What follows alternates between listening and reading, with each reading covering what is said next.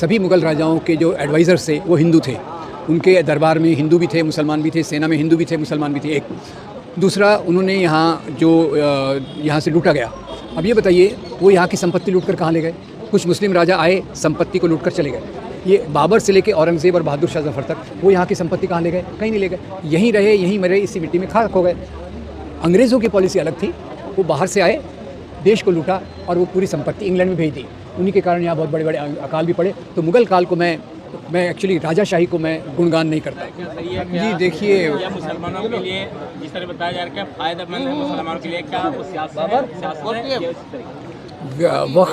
वक्फ bill के बारे में पहले तो उसमें अच्छी बात बता दूं, वो ये है कि उसमें महिलाओं का भी प्रतिनिधित्व है, वो अच्छी बात है। पर दूसरा, जहाँ तक उसमें गैर मुसलमान वो ट्रस्ट में रहेंगे, वो गलत बात है।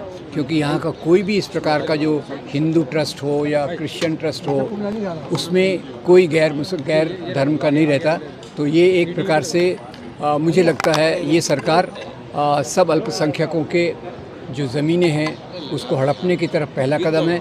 और इसके तुरंत बाद जो उन्होंने ऑर्गेनाइज़र में जो आर्टिकल आया कि क्रिश्चियंस के पास भी इतनी ज़मीन है, तो उसके ये बताता है कि ये इनके काम करने का तरीका है।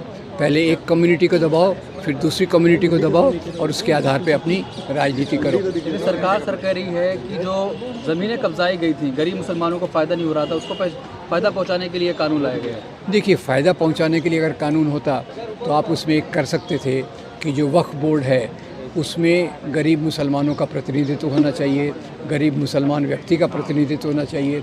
और वक्फ बोर्ड ने ऐसी पॉलिसीज़ करना चाहिए जो गरीबों की शिक्षा, नौकरी में होना चाहिए।